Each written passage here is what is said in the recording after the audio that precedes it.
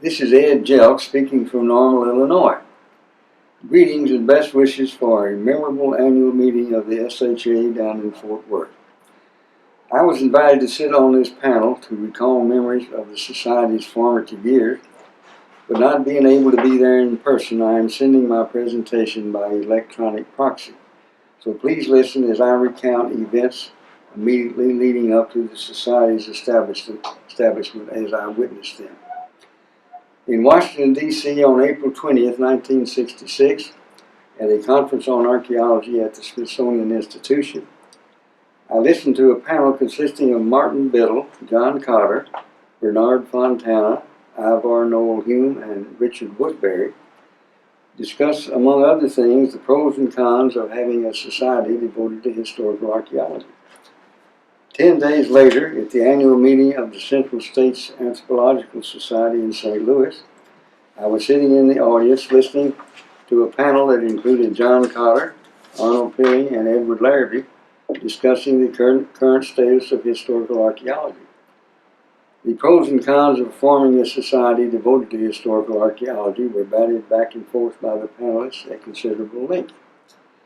When it appeared that they were closing out the discussion without any recommendation for action, I stood up and extended an invitation for Cotter, Larrabee, Pilling, and others to be selected to meet at Southern Methodist University in Dallas, where I was on the faculty, to explore the possibility of creating such a society.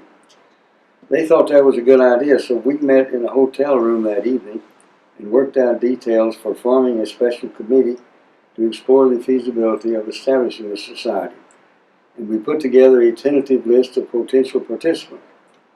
Pilling had been thinking about organizing a conference on historical archaeology, and he suggested that we hold such a conference at SMU in conjunction with the meeting of the special committee.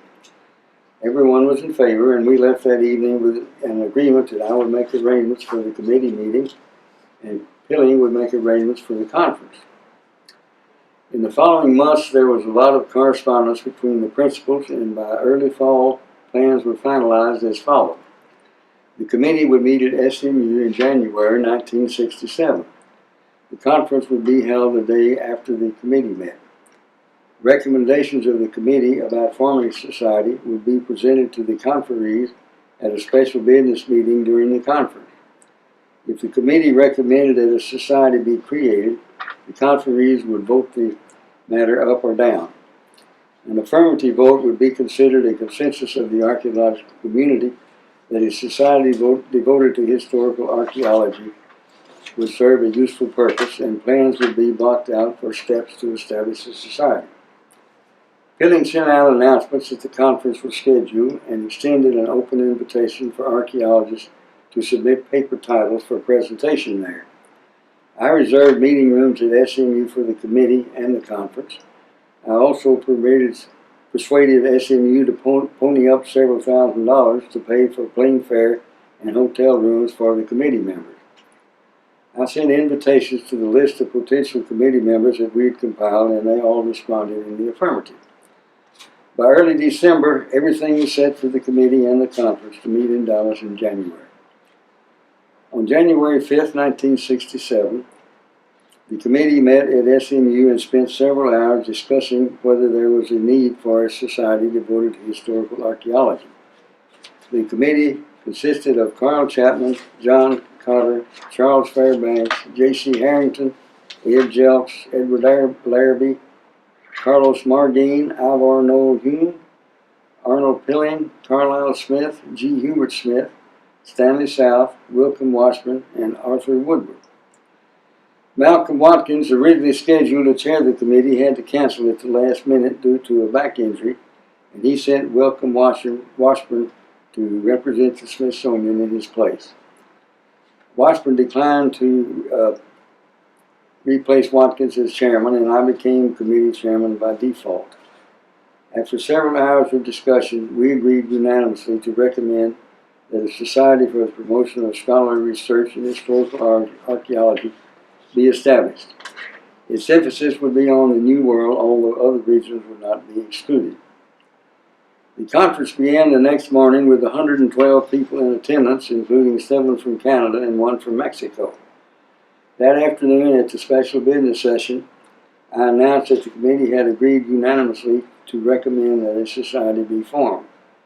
It was moved and seconded that a society be formed, and a general discussion followed. The motion was amended to include details about the society's organization, including that it would be named the Society for Historical Archaeology. Archaeology spelled with 2 A's.